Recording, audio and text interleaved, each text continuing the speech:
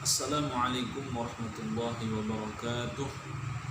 Alhamdulillahi rabbil alamin. Assalatu wassalamu ala asyrafil anbiya'i wal mursalin wa ala alihi wa sahbihi wa barik wasallam ajma'in. Subhanaka la 'ilma lana illa ma 'allamtana innaka antas samiul 'alim wa tub 'alaina innaka antat tawwabur rahim wa la hawla wa la quwwata illa billahil 'aliyyil 'azim. Rabbi shrah li sadri wa yassir li amri wa hlul 'uqdatam min lisani yafqahu qawli. Allahumma salli ala sayyidina Muhammadin salatan taghfiru biha dzunub wa tuslihu biha al-qulub wa tantaliqu biha al-usub wa talimu biha as-sa'ab wa ala alihi wa sahbihi wa man ilahi al-maslub amma ba'd. Alhamdulillah, kita bersyukur dengan Allah Subhanahu wa taala bisa bertemu kembali dalam pelajaran hari ini, yaitu akidah akhlak. Alhamdulillah, itu adalah kalimat puji syukur kita kepada Allah Subhanahu wa taala. Tanda syukur kita dengan Allah salah satunya adalah sering-sering kita mengucapkan kalimat alhamdulillah. Kata Rasulullah sallallahu alaihi wasallam, "Man lam yashkurillah lam yashkurillah."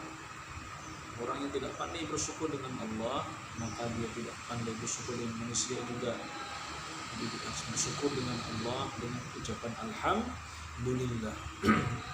Yang alhamdulillah itu maknanya adalah segala puji bagi Allah Subhanahu wa taala. Allah yang patut dipuji, Allah yang patut kita sanjung-sanjungkan. Manusia tidak ada pujian. Kalau orang muji dengan kita ucapkan alhamdulillah. Orang muji dengan kita ucapkan alhamdulillah, seraya di dalam hati tidak merasa lebih hebat daripada orang yang lain. Ini di antara amalan kita setiap salat disuruh, dianjurkan oleh salafus saleh, di antaranya Syekh Muhammad Arsyad Al-Banjari, yaitu mengucapkan kalimat alhamdulillah sebanyak 33 kali setelah salat. Itu namanya wiritan salat anak-anak sekalian. Wiritan salat jangan ditinggalkan. Minimal habis salat itu membaca tasbih, membaca takbir, membaca tahmid 33. Dan sampai setelah salat langsung buka ataupun lari, tidak mau berwirid. Nah, hari ini Bapak akan menjelaskan sedikit tentang apakah itu akidah akhlak. Hari ini pembelajarannya adalah akidah akhlak. Akidah adalah pedoman hidup, pingkutan kalau orang Banjar bilangnya. Pegangan hidup kita akidah. Akidah kita yang diridhai Allah Subhanahu wa taala adalah akidah ahli sunnah wal jamaah. Ahli sunnah wal jamaah artinya adalah akidah atau hukum yang mengambil daripada sunnah Nabi, daripada hadis Nabi Muhammad sallallahu alaihi wasallam. Karena anak-anakku sekalian, landasan hukum kita mazhab Imam Syafi'i rahimahullah itu ada 4. Yang pertama adalah Al-Quran. Cari dulu di Al-Quran ada hukumnya. Apabila tidak ada di dalam Al-Quran, maka cari di hadis. Kalau tidak cari di hadis, cari di qiyas. Kalau tidak ada di qiyas, tidak ada di hadis, tidak ada di Al-Quran, ambil ijma' ulama. Ini ijma' ulama, ini adalah landasan hukum kita sekarang ini. Dan 4 ini mazhabnya Syafi'i, jadi ambilan hukum ada 4 ahli sunnah wal jamaah. Itu namanya akidah di dalam hati kita. I'tiqad kita ahli sunnah wal jamaah. Makanya anak-anakku sekalian, siswa-siswi yang Bapak sayangi, kita harus wajib belajar ilmu tauhid sifat 20. Sifat 20 yang seperti wujud, qidam, baqa, mukhalafatul hawadits, qiyam, mu'alabin nafsihi, wahdaniyat, qudrat, iradat, ilmu, sampai akhir 20 aqaid itu harus kita belajar. Itu namanya untuk memperkuat akidah di dalam hati kita. Jangan sampai akidah kita dimasuki oleh akidah yang sesat.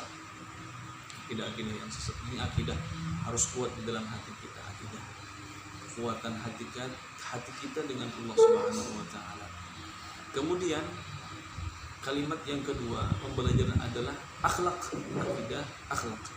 Akhlak artinya adalah kelakuan, tingkah laku.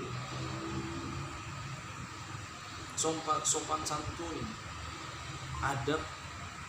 Nah, di antaranya ilmu itu dalam kitab Ta'lim Muta'allim itu, kalau ingin mendapatkan ilmu maka adab dijalankan.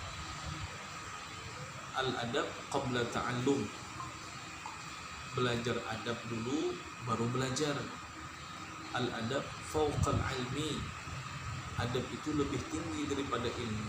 Akhlak kita sehari-hari, akhlak kita dengan orang tua kita di rumah, akhlak kita dengan orang tua, akhlak kita dengan tetangga, akhlak kita dengan kawan, akhlak kita kepada orang non muslim, itu sudah diajarkan di dalam pelajaran akidah akhlak.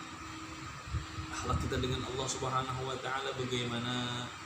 Di antara akhlak kita dengan Allah Subhanahu wa taala, ketika sholat jangan main-main, benar-benar sholatnya. Kenapa? Karena kita di hadapan Allah Subhanahu wa taala, malu dengan Allah. Sekalipun kita tidak melihat Allah Subhanahu wa taala dalam sholat, maka Allah melihat kita setiap saat. Jadi kita harus ada akhlak, adab dengan Allah. Sholatnya pakai adab dengan Allah Subhanahu wa taala. Yang kedua, adab dengan Rasulullah. Adab kita dengan Rasulullah sallallahu alaihi wasallam, salah satunya adalah apabila orang mengucapkan salawat dengan Nabi Muhammad sallallahu alaihi wasallam, maka kita dianjurkan untuk bersalawat.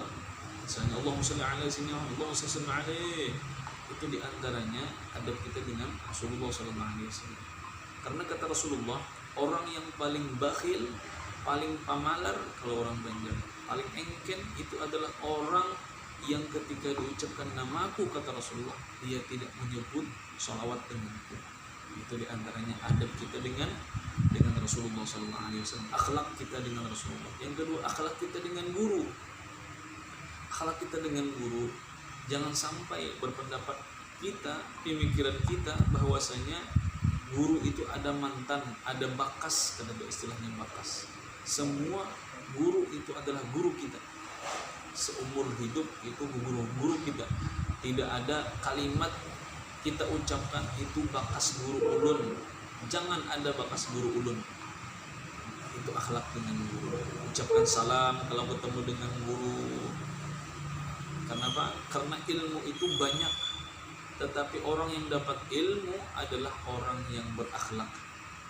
Orang yang mendapatkan ilmu, orang yang beradab, orang yang merunduk. Sebagaimana seumpamanya air yang jatuh dari atas gunung. Air ini akan mengalir kemana? Ke bawah orang, ke bawah gunung yang paling banyak airnya dari atas. Ini seumpamanya adalah kehidupan kita. Jadi orang yang merendah itu lebih banyak barokahnya daripada yang sombong, yang ujub, yang ria. Jadi kita harus adab dengan guru, hormati gurumu. Adab dengan, karena guru ini adalah salah satu orang tua kita. Salah satu orang tua kita yang mengajarkan ilmu agama, yang memberikan ilmu yang bermanfaat dengan kita. Yang ketiga yaitu yang keempat yaitu adab dengan orang tua. Adab dengan orang tua salah satunya adalah jangan sampai kita berbicara lebih nyaring, lebih tinggi daripada orang tua. Jangan membentak orang tua. Kata Allah Ta'ala, wala taqul lahuma uffin wala tanharhuma wa qul lahuma qawlan karima. Kata Allah Subhanahu wa taala, jangan engkau katakan kepada orang tuamu uff. Uff itu adalah ih, cih, dah, kada. Maka kata Allah Ta'ala, wa qul lahuma qawlan karima. Bicaralah dengan orang tuamu dengan perkataan yang lemah lembut. Kenapa? Karena banyak anak-anakku sekalian sekarang orang yang banyak durhaka dengan orang tuanya sendiri. Akhirnya hidupnya tidak barokah, tidak tenang. Hanya salah satu adab kita dengan orang tua kita dengarkan nasihat-nasihat beliau. Kita doakan beliau setiap saat, setiap habis sholat didoakan, Rabbi firli wali walidayya warhamhuma kama rabbayani shaghira, 5 kali minimal. Kata Habib Umar Al-Hafiz Hadrul Maut, kata Habib Umar Al-Hafiz, Orang yang mendoakan orang tuanya ketika sholat, maka orang itu sudah dicatat sudah berbakti dengan orang tuanya, dan orang tersebut akan mendapatkan kehidupan yang bahagia dunia dan akhirat. Banyak orang sekarang yang melarat, yang susah, itu akibat kenapa? Karena durhaka dengan orang tua. Cium tangan orang tua kita, yang biasanya Bapak bilang di masjid, cium tangan orang tua kita pulang balik, Allahumma sholli ala sayyidina Muhammad, pakai sholawat. Kenapa? Ini namanya barokah, ini namanya rahmat, ini barokah dunia dan akhirat. Itu diadab kita dengan orang tua. Kemudian adab kita dengan tetangga. Jangan sampai kita membunyikan atau memainkan HP ataupun musik sehingga mengganggu tetangga yang di sebelahnya. Tetangga kita itu adalah, kata Rasulullah, adalah 40 ke kanan, 40 ke kiri, 40 ke depan, 40 ke belakang, semua tetangga kita. Jangan sampai kita menyakiti hati tetangga kita. Yang terakhir adalah adab kita dengan non-muslim, adab kita kepada orang yang bukan beragama Islam. Kita jangan sampai memvonis dia ahli neraka, kita ahli surga. Belum tentu, karena patokan hidup itu bukan hidupnya, mungkin di akhir hidupnya mungkin dia masuk Islam. Jangan sampai kita menghinakan orang lain, karena menghinakan orang lain atau mendoakan orang lain itu akan kembali kepada diri kita sendiri. Doa itu yang kita ucapkan, yang kebaikan maka akan kembali kepada kita sendiri. Keburukan pun kita doakan kepada orang lain akan kembali kepada diri kita sendiri. Itu namanya akidah akhlak. Mudah-mudahan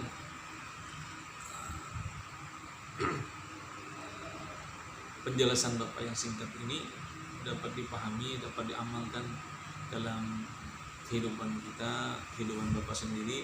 Ada barokahnya. Itu saja yang Bapak sampaikan tentang perkenalan pembelajaran akidah akhlak. Mudah-mudahan nanti kita akan bertemu kembali pada minggu depan. Ihdinas shiratal mustaqim. Wassalamualaikum warahmatullahi wabarakatuh.